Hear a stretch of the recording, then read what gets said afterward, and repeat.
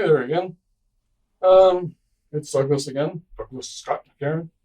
I love my name, Doug, which is what I went by when I was young, just kind of Doug.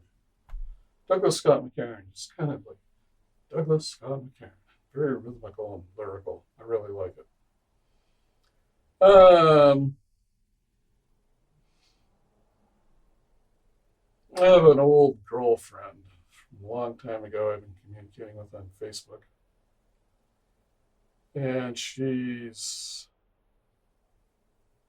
I talk a lot about the Bible and theology and on and on and on. And she kind of said, who cares what a bunch of ancient Hebrews said? You need to be here with people. He's a converted Jew, so whatever that means. I just thought it was kind of interesting. Uh, I I read it because I'm kind of curious about how it all fits together. I had the discussion about Genesis, where it's all just this, you know, fierce flowing forth of information, and at the beginning of it all, it's like God, God for most religions at the time was the one who brought order out of disorder. And I'm just interested in what the Hebrew words actually say. And there is a lot of when you study, when you start breaking down the words, there's a lot of meaning there and understanding. So I kind of disagree with her, but at the same time, I'm having my life, and there are people here I'm hanging out with, and in that context, who cares what a bunch of ancient Hebrews said? Um, kind of sharing my life here again. You know, a week and a half ago, I was singing songs with a bunch of people at a house. In a couple of days, we're having a memorial for somebody I know. I'll be around a bunch of people. 2 or 3 days ago, we were having a Halloween party, and it was kind of fun. We were all painting on paper and watching kids run around and talking about things. So my life of living by myself in my room is like no longer what's going on, but it was just kind of interesting to have her say that. The other thing she said that I didn't, this is part of why I'm interested is I was talking to her about the tetragrammaton, which is the words that this YHWH, or which a bunch of people have decided is Yahweh, but nobody has any idea how it was really pronounced because that was thousands of years ago. But she used the word, I think it's Hashem, which I'd never heard of before. And I looked it up, and it means the name. And I thought that was kind of cool. You know, again, God isn't the name of God. God is an English form of a German word, Gott. In Spanish, it's Dios. You know, all these languages have different names for it, but that's not the name of God.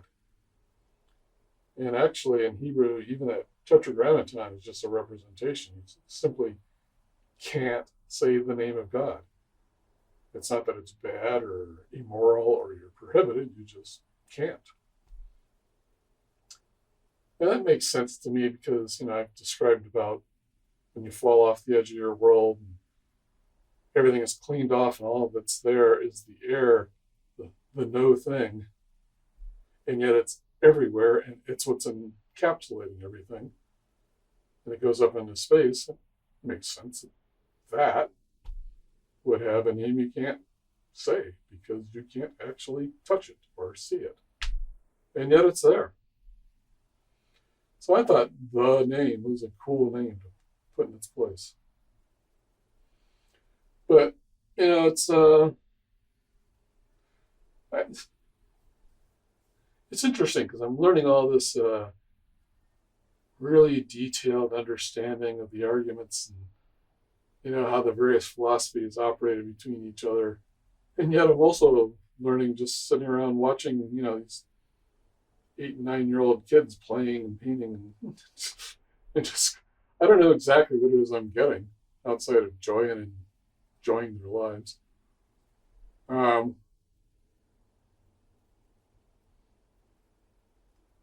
so, if I go wandering off talking about all these spiritual things and you don't particularly care, I apologize. Again, this all comes back to when my mom committed suicide and I was looking at her and I heard that sound of a long tree branch cracking, and whatever that was communicating with me. Didn't say a name, it just was like,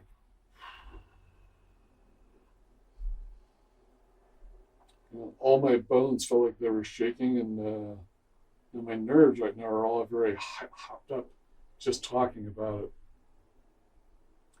So, excuse me if I'm interested in that, because it's been my experience. I thought everybody had this happen to them, and whenever I share it with people, they don't seem to know what I'm talking about. So it's kind of a something for me, I guess. I have read some passages in the Bible where it sounds like it.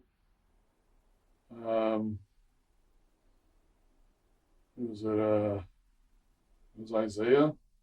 I think it was Isaiah, one of the mountains getting away and looking for God, and it was the thunderstorm and the earthquake and the on and on, and then this still small voice spoke, and he hit his face. That's what it sounded like, a very tiny voice. Several of the other prophets. I'm saying, well, it didn't give me any commandment to go do anything. So maybe it was just I was ready to kill myself, and it interceded and gave me time to stay alive so I could become peaceful and calm.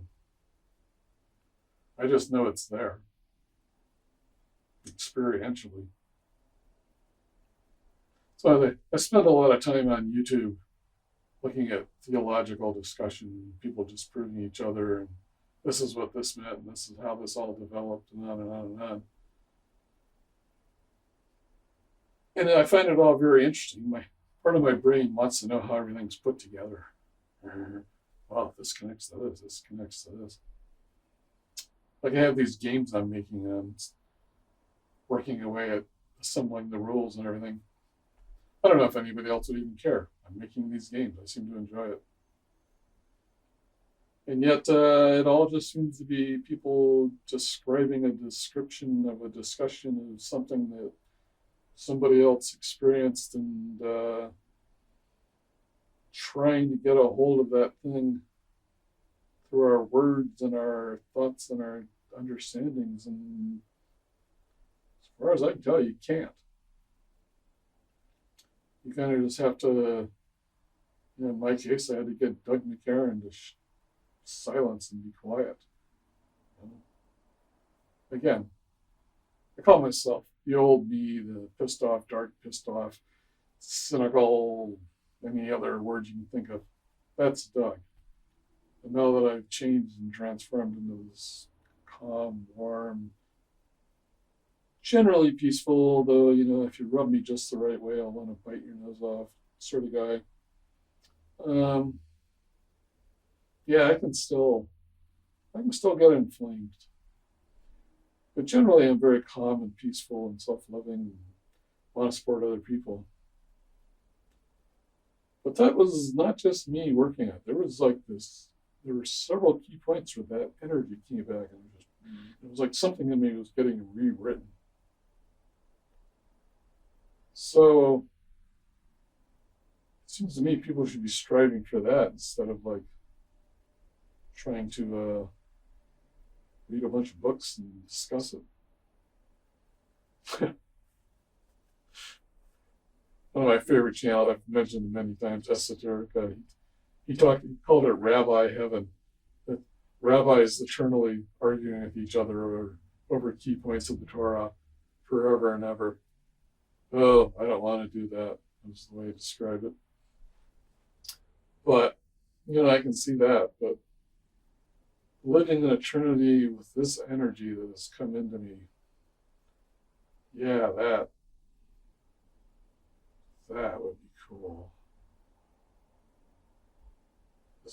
Just peaceful, calm, loving, forceful, powerful energy.